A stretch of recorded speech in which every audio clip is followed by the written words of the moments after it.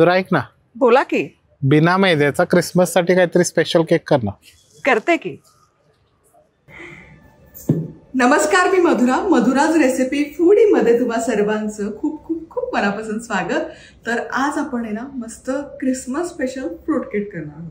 हा fruit cake करताना त्यामध्ये मैद्याचा अजिबात वापर करणार नाही आहोत.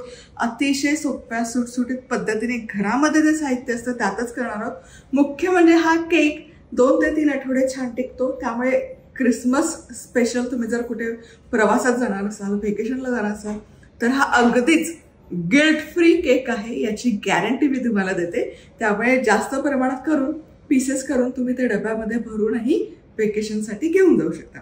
तर सगळ्यात आधी इथे मी काय केलंय, तर इथे बदाम बारीक चिरून घेतलेले आहेत, त्याचबरोबर अक्रोड आहे अगदी बारीक चिरून घेतलेत, काजू बारीक चिरून घेतलेत, टूटी फ्रुटी आहे, चेरीज आहेत आणि हे मिक्स्ड बेरीज आहेत ज्यामध्ये स्ट्रॉबेरी आहे, क्रॅनबेरी आहे आणि ब्लूबेरी देखील आहे.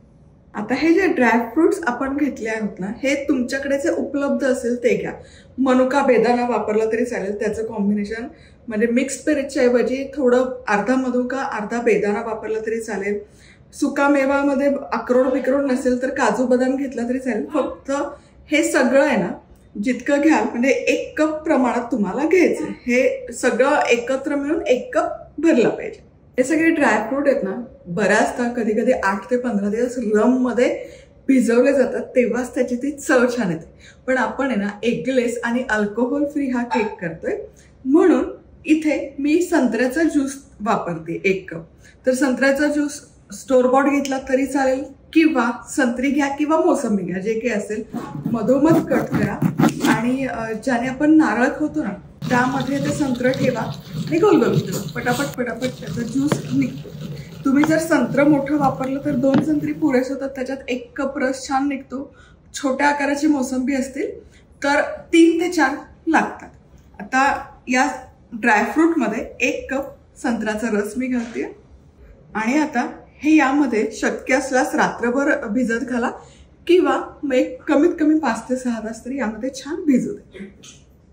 फ्रूट केकला तो छान असा रंग येतो ना आतमध्ये, हलकासा बदामी, त्याकरता ब्राऊन शुगर वापरले जाते. बरेच जण कोको पावडर पण वापरतात, पण आज आपण इथे जे आपल्या घरात सहज उपलब्ध असतं ते वापरतोय, तो म्हणजे गुळ. तर अर्धा कप गुळ घेते. अर्धा कप गुळ आहे तर अर्धा कपच पाणी घालायचं. गॅस सुरू करायचा. गुळाचा पाक वगैरे अजिबात करायचं नाही, फक्त तो विरघळला पाहिजे इतपतच ते गरम करायचं. गुळ विरघळतोय. गुळ विरघळत असतानाच यामध्ये एक दालचिनीचा तुकडा देखील घालते, म्हणजे त्याची चव छान उतरते. दालचिनी घातली की दालचिनीची पूड नाही घातली तरी चालते, हा स्वाद छान उतरतो गुळाच्या पाण्यात. चला इथे बघा गुळ छान विरघळलाय. गॅस बंद करूया आणि हे मिश्रण हलकंसं थंड करूया. हलकं गरमच हवं बरं का, पूर्ण थंडगार नाही करायचं. चला आता ना पुढची तयारी करूयात. सो आता ऍक्च्युअल केकचं बॅटर आपण तयार करूयात. तर जसं मी सांगितलं की आपण रव्याचा केक करणार आहोत. अगदी हाताखालचं साहित्य आपल्याला हवंय, पण चवीमध्ये कुठेच कॉम्प्रोमाइज करायची अजिबात गरज नाही. तर गुळाचं मिश्रण हलकंसं थंड झालं, गरम आहेच. आता हे गाळून घ्यायचं. पाव चमचा वेलची पूड, पाव चमचा सुंठ पूड आणि अगदी चिमूटभर जायफळ.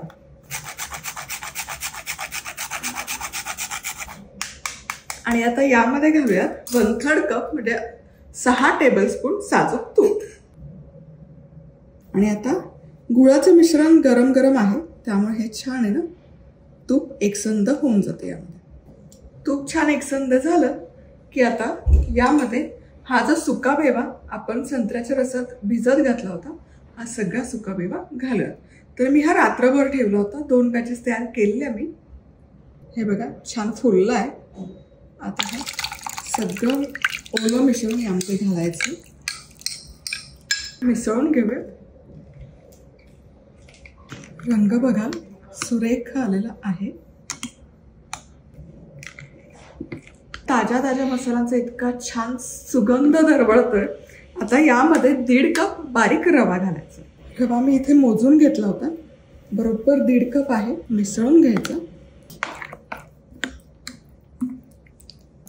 आता अर्धा तास रवा या सगळ्या सुकामेव्यात आणि जे मसाले घेतले त्यात मुरण्यासाठी ठेवून द्यायचं. हे केकचं मिश्रण छानपैकी मुरण्यासाठी ठेवलं होतं आणि बघू शकाल रवा फुलला आहे छानपैकी आणि मिश्रणही एकसंध झालं. आता यामध्ये 1 चमचा बेकिंग पावडर घालायची. मिश्रण मिसळून घ्यायचं. बेकिंग पावडर घातली की मिश्रण छान फुललंय बघा. जसं इनो घातल्यावर फुलतं तसंच बेकिंग पावडरने फुलतं, कारण यामध्ये आपण संत्र्याचा रस घातला. आता इथे 6 इंचाचा केक टीन आहे. खाली बटर पेपर लावलेला आहे. यामध्ये हे मिश्रण घालायचं. मिश्रण घातलं की छान असं एकसारखं स्प्रेड करायचं. हलकंसं टॅप करूया. तर यावर थोडंसं बदामाचे काप, पिस्त्याचे पण काप, थोडीशी तुटी फ्रुटी आणि चेरीज. केक कुकरमध्ये बेक करायचा असेल तर याची शिट्टी काढायची. रिंग असते आतली ती रिंगही काढायची.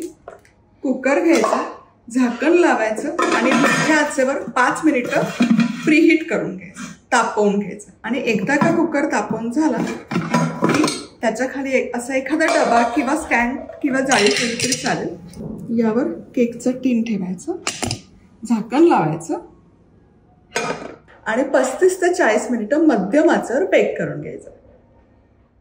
चला, पण माझ्याकडे अव्हन आहे. अव्हन मी 180 डिग्री सेल्सिअसवर प्रीहीट केला. आता बरोबर मधोमध हा केक टीन ठेवणार आहे आणि 35 मिनिटात हा छान बेक होतो. बरोबर 35 मिनिटं 180 डिग्री सेल्सिअसवर हा केक बेक केला आणि आता चेक करूया. काढू बघा काय सुंदर फुललेला आहे केक. वा वा वा, काय बात आहे. आता याच्या मधोमध सुरी जर घातली आणि ती क्लीन आली याचा अर्थ आपला केक छान तयार झालेला आहे. एवढा सुंदर सुगंध दरवळलाय ना या केकचा, कमाल. आता हलकासा थंड करूयात आणि मग काढूयात. 20 मिनिटं झालेत. केक बऱ्यापैकी थंड झालाय. कड सोडवून घ्यायची याची.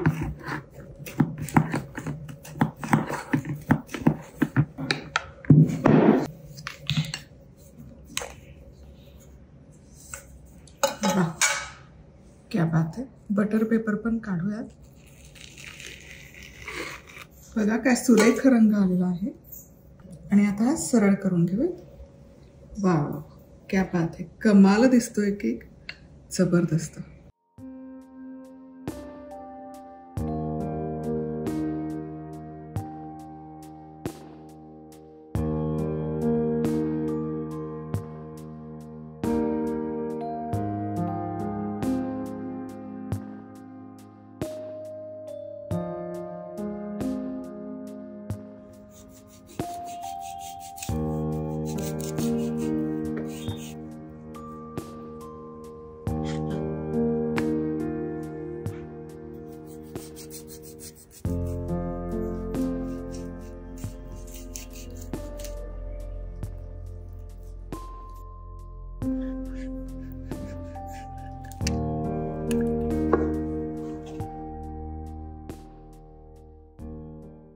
फ्रूट केक कमाल दिसतोय.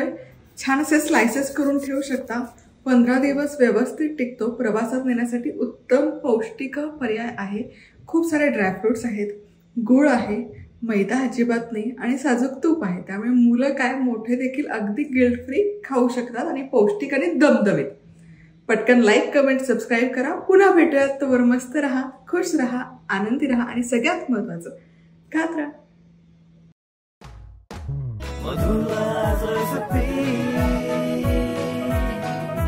मधुराज रेसिपी, महाराष्ट्राची अस्सल चव.